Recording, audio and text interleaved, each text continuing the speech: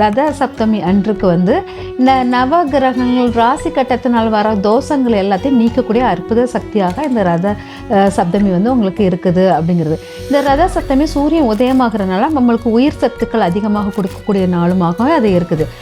அதுக்காக என்னென்னா நம்ம இந்த காலையில் எந்திரிச்சு பொதுவாக சூரிய நீச்சமாக இருக்கிறவங்க என்னென்னா பகல் பொழுது விரும்ப மாட்டாங்க. சூரியனுடைய தன்மை அவங்க உடம்புல பட்டா கூட அவங்களுக்கு பிடிக்காது. அதே போல் நேரம் இன்மை, நேரத்தை சரியான ஹேண்டில் பண்ண தெரியாது, அந்த நேரத்தினுடைய மதிப்பு அவங்களுக்கு தெரியாது அப்படிங்கிற மாதிரி இருக்கலாம். அதே மாதிரி மற்றவங்களை கண்ட்ரோல் பண்ணுற திறன் அவங்களுக்கு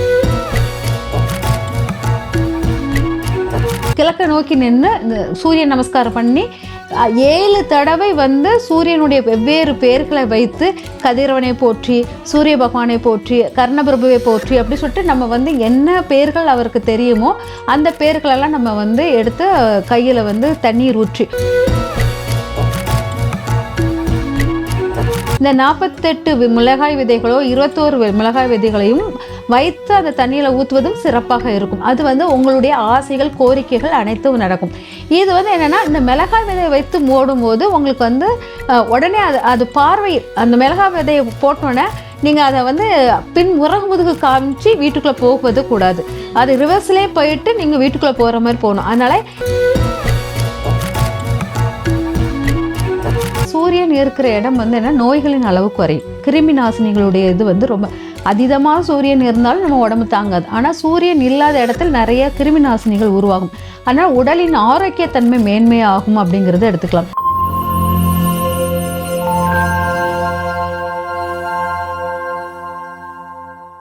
காஸ்மோ வியூ நேயர்கள் அனைவருக்கும் வணக்கம். இன்றைய நிகழ்ச்சியில ஜாதகம், ஜோதிடம், பரிகாரங்கள் குறித்து நமக்கு இருக்கக்கூடிய சந்தேகங்களுக்கு விளக்கம் கொடுக்கறதுக்காக ஆஸ்ட்ராலஜர் ஜெயந்தி ரவி அவர்கள் நம்ம கூட இணைந்திருக்காங்க. தொடர்ந்து நிறைய விஷயங்கள் பேசலாம். வணக்கம் மேம். வணக்கம்மா, எப்படி இருக்கீங்க மேம்? நல்லா இருக்கம்மா. மேம், இன்னைக்கு நிகழ்ச்சியில ரத சப்தமியினுடைய சிறப்புகள் என்னெல்லாம் இருக்கு, இந்த நாள்ல நம்ம என்ன மாதிரியான விஷயங்கள் எல்லாம் பண்ணணும், என்ன மாதிரி வழிபாடுகள் பண்ணணும், அதை பத்தி எங்களுக்காக சொல்லுங்க மேம். ரத சப்தமி சூரியன் அவதரித்த நாள் அப்படிங்கிறத எடுத்துக்கலாம். 7 குதிரைகளுடன் பவனி வந்த நாளும் கூட அதுதான். அது வடக்கு நோக்கிய பயணத்தில் அது ரத சப்தமி முக்கிய பங்காக இருக்கிறது. வடக்கு நோக்கிய பயணம் 7 குதிரைகளுடன் ஓடும் அந்த தேருக்கு 12 கால்கள் அந்த குதிரைக்கு இருக்கிறதா சொல்லுவோம். 12 ராசி கட்டத்தை குறிப்பதாகவும் அதை எடுத்துக்கிறாங்க. அதனால் இந்த ரத சப்தமி அன்றுக்கு இந்த நவகிரகங்கள் ராசி கட்டத்தினால் வர தோஷங்கள் எல்லாத்தையும் நீக்கக்கூடிய அற்புத சக்தியாக இந்த ரத சப்தமி உங்களுக்கு இருக்குது அப்படிங்கிறது. இந்த ரத சப்தமி சூரியன் உதயமாகறதுனால நம்மளுக்கு உயிர் சத்துக்கள் அதிகமாக கொடுக்கக்கூடிய நாளுமாகவே அது இருக்குது. அதுக்காக என்னன்னா நம்ம இந்த காலையில் எந்திரிச்சு எருக்கம் இலையை வைத்து நம்ம இந்த ரத சப்தமி காலையிலேயே நம்ம அதை பண்ணுவோம். எப்படின்னா அர்ச்சனை பச்சரிசியை மஞ்சள் கலந்து வைத்து எருக்கம் இலையை நம்ம 6 இடங்களை வைத்து, அதாவது பீஸ்மருக்கு இந்த இதை செஞ்சு அந்த இது மோட்சத்தன்மை கொடுத்தாங்க அப்படிங்கிற மாதிரி இருக்கும். அதனால் இந்த எருக்கம் இலையை வைத்து அதில் அர்ச்சனையை வைத்து அது அந்த நம்ம தோள்பட்டை 2 தலையெல்லாம் சொட்டு நம்ம 6 இடங்கள் 7 இடங்கள் அந்த இடத்துல வைத்து தண்ணி ஊற்றி நம்ம குளிச்சோன்னா நம்மளுக்கு இந்த ரத சப்தமியுடைய இந்த இதெல்லாம் நம்மளுக்கு குறைஞ்சிட்டு தோஷம். சூரிய பகவானுடைய தோஷம் ரொம்ப மோசமானது. ஏன்னா சூரியன் நீச்சமாக இருந்தாலும் சூரியன் எல்லா கிரகத்தையும் அஸ்தங்கமாக வச்சிரும். அதனால அந்த மாதிரி நிறைய கிரகங்கள் சூரியனால் அஸ்தமகம் ஆன ராசி கட்டத்தில் உள்ளவங்களும் சரி, சூரியன் 8ஆம் இடத்தில் பறைந்திருந்தாலும் சரி, இவங்களுக்கு இந்த ரத சப்தமி வழிபாடு முறை சிறப்பாக இருக்கும். ஓகே. ஸோ அன்றைய நாள் இப்போ ஒருத்தவங்களுக்கு ஜாதக கட்டத்துல சூரியன் நீங்க சொல்ல மாதிரி நீச்சமா இருக்கு அப்படின்னா என்ன மாதிரியான பரிகாரங்கள் இந்த நாட்கள்ல செய்யலாமா? பொதுவாக சூரிய நீச்சமா இருக்கிறவங்க என்னன்னா பகல் பொழுது விரும்ப மாட்டாங்க. சூரியனுடைய தன்மை அவங்க உடம்புல பட்டா கூட அவங்களுக்கு பிடிக்காது. அதே போல் நேரம் இன்மை, நேரத்தை சரியான ஹேண்டில் பண்ண தெரியாது, அந்த நேரத்தினுடைய மதிப்பு அவங்களுக்கு தெரியாது அப்படிங்கிற மாதிரி இருக்கலாம். அதே மாதிரி மற்றவங்களை கண்ட்ரோல் பண்ற திறன் அவங்களுக்கு ரொம்ப கம்மியா இருக்கும்.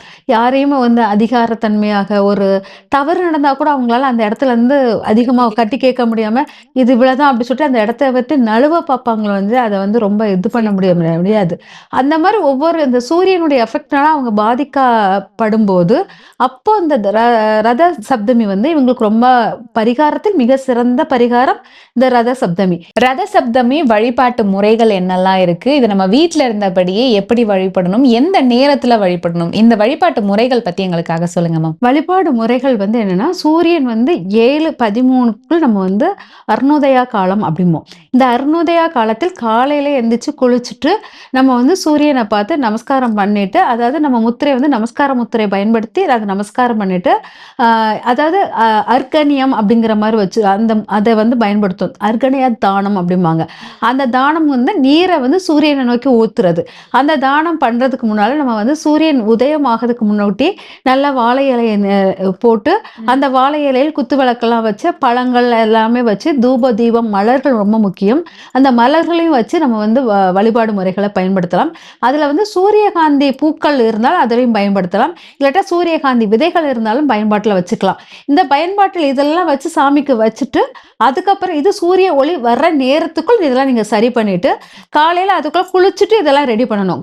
ஒண்ணு இதெல்லாம் ரெடி பண்ணி முடிச்சுட்டு குளிக்கிறது வந்து உங்களால முடியாத காரணம். ஏன்னா சுத்தபத்தமா தான் பண்ணணும். ஆனா குளிச்சுட்டு இதெல்லாம் ரெடி பண்ணிட்டு, அதாவது 7 குதிரைகளுக்காக 7 எருக்கனை வைத்து அந்த எருக்கை இலையில அர்ச்சனை வச்சு நம்ம குளிக்கிறது முக்கியமானது.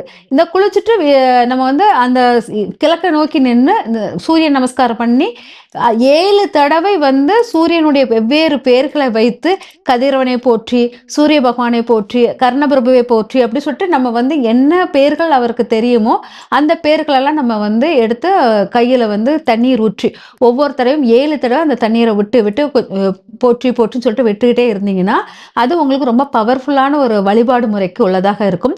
இது முடிச்சதுக்கு அப்புறம் 21 மிளகாய் விதைகளை எடுத்துக்கலாம், இல்லாட்டி 48 மிளகாய் விதைகளை எடுத்துக்கலாம். இந்த 48 மிளகாய் விதைகளோ 21 மிளகாய் விதைகளையும் வைத்து அந்த தண்ணியில ஊத்துவதும் சிறப்பாக இருக்கும். அது வந்து உங்களுடைய ஆசைகள் கோரிக்கைகள் அனைத்தும் நடக்கும்.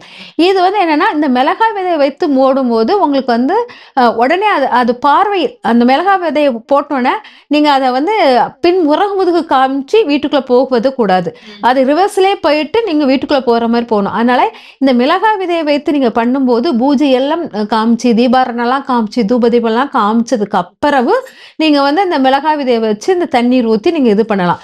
இல்லை நீங்கள் சாதாரணமாக தண்ணி ஊற்றுறீங்கன்னா அந்த உங்களுக்கு தண்ணீர் ஊற்றின அப்புறம் அப்போ தீப தூபங்கள் எல்லாம் பண்ணிட்டு நீங்கள் வீட்டுக்குள்ளே போகலாம். அதனால் நீங்கள் பண்ணுற முறைகள் வந்து 21 மிளகாய் விதைகளை வைத்து நீங்கள் பண்ணுற பூஜையா இல்லாட்டா வெறுமனையாக நீர் வைத்து சூரியனை பார்த்து பண்ணுற பூஜையான்னு மட்டும் தெரிஞ்சுக்கிட்டு விதைகளை வைத்து பண்ணும்போது நீங்க வந்து எல்லா பூஜையும் முடிச்சுட்டு நைவேத்தியம் எல்லாமே சாமிக்கு அர்ப்பணம் பண்ணிட்டு அதுக்கப்புறம் அந்த விதைகளை போட்டு நீங்க பூஜை பண்ணிட்டு வீட்டுக்குள்ள வந்து வீட்டில் உங்களுடைய வீட்டு பூஜை ரூம்லையும் பூஜைகள் எல்லாம் சிவனை நோக்கிய பூஜைகள் எல்லாம் பண்ணிட்டு அதுக்கப்புறம் கொஞ்ச நேரம் ரிலாக்ஸ் ஆகி தண்ணி ஆகாரம் குடித்துட்டு கொஞ்ச நேரம் ரிலாக்ஸ் ஆன பிறகு திரும்ப மேலே போய் அந்த நைவேத்தியத்துக்காக படைத்த பொருட்கள் எல்லாம் நீங்க எடுத்துட்டு வரலாம். ஓகே. ஸோ இதுல விரத முறைகள் அப்படி ஏதாவது குறிப்பிட்டு இருக்காமா, இல்ல காலையில எழுந்த உடனே குளிச்சுட்டு நம்ம இதற்கான வேலைகளை செய்ய தொடங்கிடலாமா? இது காலையில எந்திரிச்சோடனே குளிச்சுட்டு இதை செய்ய தொடங்கக்கூடிய பூஜைகள். இது வந்து சூரியனுடைய உதயத்தின் அளவு கூட நம்மளுக்கு வந்து அந்த இடத்துல வந்து நம்மளால இருக்கக்கூட முடியாது. அதனால நம்ம வந்து சூரிய உதயத்தில் தான் இது செய்யணும். அது செஞ்சு முடிச்சதுக்கு அப்புறம் நம்ம உணவுகள் உட்கொள்ளலாம். சில பேர் என்ன பண்ணுவாங்கன்னா இந்த சூரியனுக்கு வந்து அன்னதானம் போடுதல் மற்றவங்களுக்கு உதவி புரிதல் வந்து சூரியனுக்கு வந்து தானம் பண்ணுவது ரொம்ப பிடிக்கும். அதனால நீங்க என்ன பண்ணுங்கன்னா இந்த பூஜைகள் முடிச்சுட்டு சாமி இங்க வீட்லயும் பூஜைகள் முடிச்சுட்டு கோயில போய் பூஜை பண்ணாலும் பண்ணிட்டு இல்ல நான் கோயில பண்ணலாம் கூட வீட்டுல யாரையாச்சும் வர வைத்து ஒரு அன்னதானமோ ஒரு பொருட்களோ ஏதோ தானம் கொடுத்த பிறகு உணவு உட்கொள்வது சிறப்பாக இருக்கும். ஓகே. நெய்வேத்தியமா என்ன வைக்கணும்? நெய்வேத்தியம் வந்து இந்த சப்பாத்தி மாவு சப்பாத்தி காரகத்துவத்துக்குரிய சப்பாத்தி தானம் கொடுத்தல் இத மாதிரி இப்ப சூரியன் ராகு சேர்க்கை இருந்தா கண்டிப்பாக நாய்களுக்கு சப்பாத்தி உணவு போடுதல் அந்த மாதிரி பண்றது சிறப்பாக இருக்கும். அதனால உணவு வகைகளில் சப்பாத்தி இந்த கோதுமை இது கேசரி மாதிரி பண்ணி சாமிக்கு படைக்கிறது இந்த மாதிரி பண்ணும்போது உங்களுக்கு அதோடைய எஃபெக்ட் கிடைக்கும். ஆனா அதை தானமும் கோதுமை மாவை தானமும் கொடுக்கலாம், கோதுமை மாவு தானம் கொடுக்கலாம், முழு கோதுமை தானம் கொடுக்கலாம். அந்த மாதிரி கொடுக்கும்போது கூட அது மாற்றம் கொடுக்கும். ஆக்சுவலா என்னன்னா, இந்த சூரியனார் வழிபாடு ரத சப்தமி அப்ப தானம் ரொம்ப முக்கியமானது. ஏன்னா சூரியனுக்கு வந்து பிடித்தது தான முறை. அதனால அந்த பூஜைகள்லாம் முடிஞ்ச பிறகு ஒரு தானம், ஏதாவது ஒரு தானம். தானம் வந்து அதான் கோதுமை தானம் கொடுக்கலாம், உடைகள் தானம் கொடுக்கலாம். இந்த மாரி ஏதாவது ஒரு தானத்தை வந்து கொடுப்பது சிறப்பாக இருக்கும். ஓகே. நீங்க ரத சப்தமி வழிபாடு அப்படிங்கிறதே சூரியனுக்கான வழிபாடு அப்படின்னு நீங்க சொன்னீங்க. இந்த சூரியனுக்கான வழிபாடு செய்யும்போது, நம்ம வாழ்க்கையில என்ன மாதிரியான மாற்றங்கள் ஏற்பட வாய்ப்பு இருக்கு? பொதுவாக சூரியன் இருக்கிற இடம் வந்து என்ன நோய்களின் அளவு குறையும். கிருமி நாசினிகளுடைய இது வந்து ரொம்ப அதீதமான சூரியன் இருந்தாலும் நம்ம உடம்பு தாங்காது. ஆனா சூரியன் இல்லாத இடத்தில் நிறைய கிருமி நாசினிகள் உருவாகும். அதனால உடலின் ஆரோக்கியத்தன்மை மேன்மையாகும் அப்படிங்கிறத எடுத்துக்கலாம். அதுக்கப்புறம் பார்த்தீங்கன்னா, நிறைய வந்து உங்களுடைய பவர், அதாவது நம்ம குடும்ப வாக்கு ஸ்தானம் இதெல்லாம் நம்மளுக்கு வந்து யாரும் நம்ம பேச்சை கேட்காத தன்மையெல்லாம் இருக்கும். அதெல்லாம் நம்மளுக்கு அதிகரிக்கிற மாரி இருக்கும். சில பேருக்கு வந்து அதிகார தன்மையினால் உறவுகள் பலம் வந்து குறைவாக இருக்கும். அந்த உறவு பலம் வந்து குறையும் போது தனித்து இருக்கும் ஒரு தன்மை உள்ளவங்களுக்கு இந்த சூரியனார் வழிபாடு மிக அற்புதமான செயலா இருக்கும். புகழின் உச்சிக்கு போகணும்னு நினைக்கிறவங்களுக்கு, பதவி உயர்வு கிடைக்கணும், இடமாற்றம் வேணும் அப்படிங்கிறவங்களுக்கும் இந்த ரத சப்தமி ரொம்ப அற்புத ஒரு வழிபாடாக இருக்கும். ஓகே. சோ இன்னைக்கு நிகழ்ச்சியில ரத சப்தமி வழிபாடு யாரெல்லாம் பண்ணணும், குறிப்பா இந்த வழிபாடு செய்யும்போது நம்ம வாழ்க்கையில என்ன மாதிரியான மாற்றங்கள் ஏற்படும், இதற்கான பூஜை முறைகள் என்னெல்லாம் இருக்கு அப்படின்றத பத்தி தெளிவா நிறைய விஷயங்கள் எங்களுக்காக சொன்னீங்க. நன்றி மேம். நன்றி மேம்.